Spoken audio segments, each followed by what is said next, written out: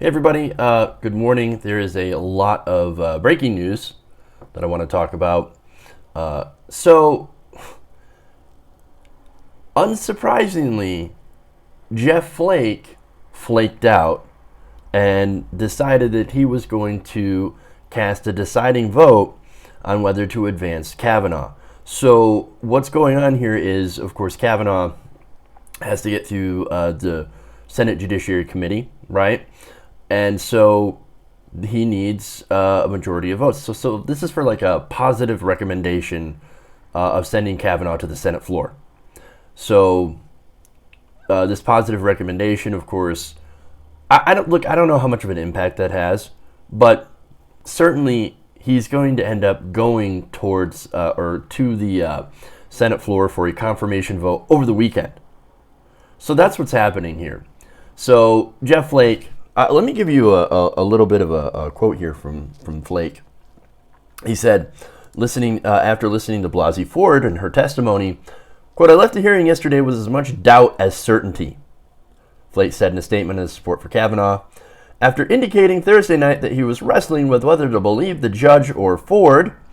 "What I do know is our system of justice affords a presumption of innocence to the accused absent corroborating evidence." Hey, do you know how you could get that evidence, Mr. Flake? If you actually do an investigation. An FBI investigation into the facts. Oh, but, look, yesterday during the hearing, Republicans kept saying over and over and over again, oh, well, look, it doesn't come to conclusions. It doesn't come to conclusions. The FBI investigation is going to do anything. We're not asking the FBI to come to a conclusion. What we're asking the FBI to do is get the facts so that the senators can actually, do their fucking jobs based on the evidence. But then again, I guess maybe that's if the system actually worked the way that it was supposed to, and we actually had rational actors acting in good faith, which is what we don't have. Jeff Flake, another great example of that. Anybody who believed that Jeff Flake was going to be the voice of reason, that his flowery language, and I talked about this the other day. I did a segment on how Jeff Flake is absolutely going to fold. He doesn't care about women. He doesn't care about these allegations. He doesn't care about sexual assault or rape. He doesn't care about the testimony of Christine Blasey Ford. He was always going to vote for Kavanaugh. Why? It's because they have a chance to reshape the judiciary for decades, and they will not give that up. That will be his legacy. So, look, that's what's going on here. Okay. So, no surprise that Flake and the rest of the Republicans are going to vote for Kavanaugh. They were always going to do so. They were always going to put him ahead. So, not only that, but we also have Democrats, by the way, who are also considering voting for Kavanaugh. So, if you thought that the Democratic Party is standing as a stalwart, No. Joe Donnelly and Joe Manchin are undecided. Ridiculous, right? But hey, that's what's going on here. Not only that, but we also have more breaking news as well. So Mark Judge has been named as a I guess I can't really think of the word. It's not co-conspirator, but he has been named by Christine Blasey Ford in the allegations. So, are Republicans going to subpoena him? Nope. In fact, they have rejected an effort by Senator Blumenthal to subpoena Mark Judge in order to have him come and testify. Again, he was named as being a person in the room with knowledge. You have this guy, Mark Judge, that's hiding out in a beach house somewhere. He's hiding out. He doesn't want to give his testimony. So he doesn't want to come and defend his friend, Mark Kavanaugh, other than sending, of course, some statements here and there, like, oh no, he's my friend, and he didn't do it. This never happened. Now go away. Now, Congress has the power to subpoena him, but they didn't. They decided not to. In fact, this was on a party line vote. Surprise, surprise. Blumenthal said Ford's testimony showed that there were details in the story that can be corroborated and other facts that can be uncovered if we hear from other witnesses. So this was something that Blasey Ford was saying as well during her testimony. She's like, look, I could give more accurate dates if there were investigation, right? Because I ran into him at the Safeway, and, you know, I don't remember the date. I don't remember the time of where my alleged assault happened. But if I had more information from an investigation, or if, you know, you come in and you would subpoena a judge and you talk to him and we can get the facts, then I can better, you know, I can be more accurate.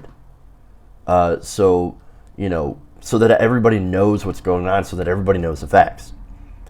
Republicans just flat out refused it. Don't care. We don't give a shit. That's what the Republican Party just said.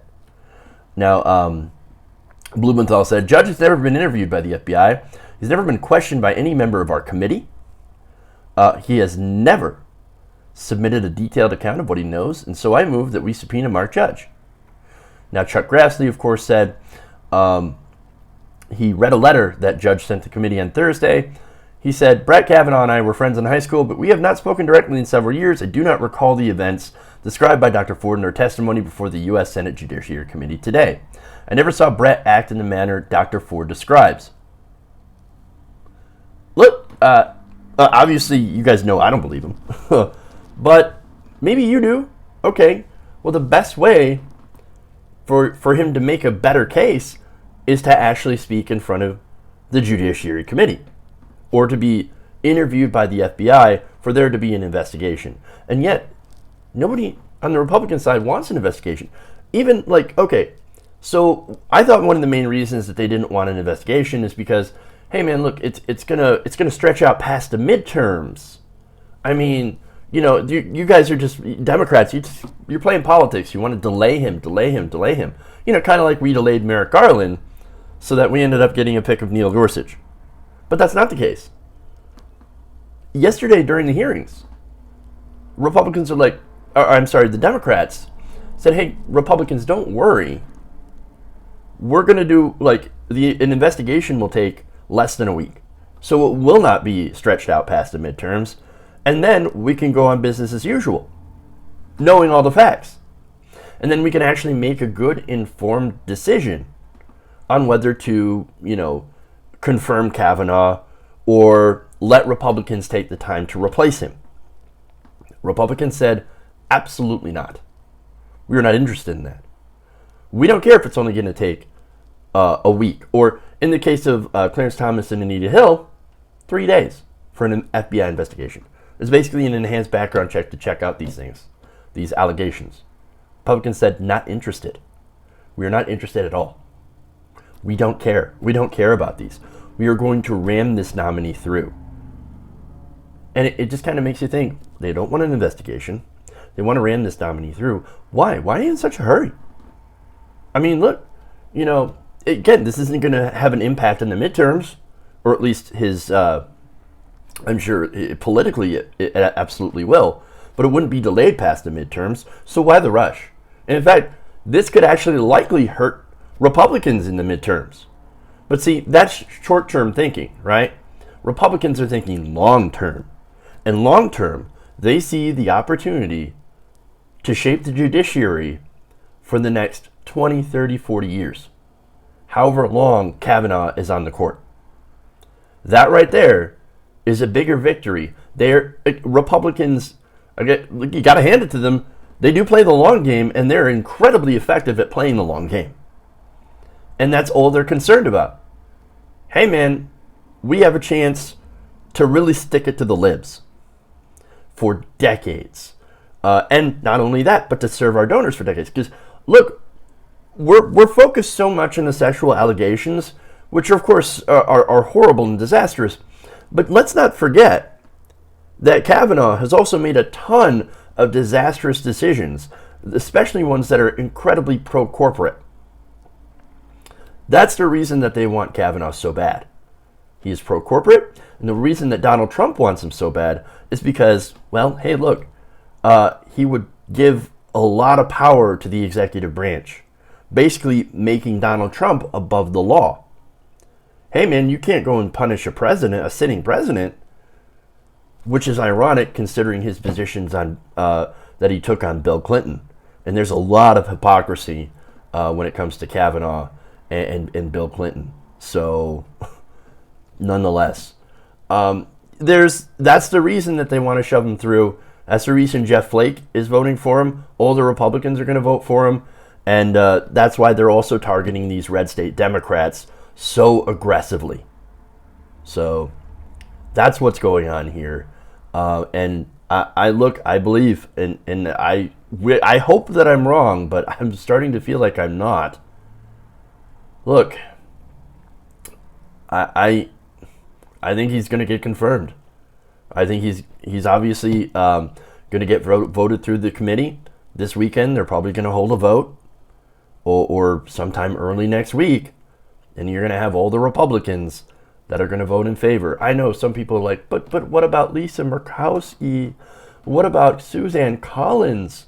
Again, sometimes Lisa Murkowski and Suzanne Collins do the right thing, but on other issues, on things that are really, really important, like to the donors, like tax cuts, for the rich, deregulation, stuff like that, they're going to be just like Jeff Flake.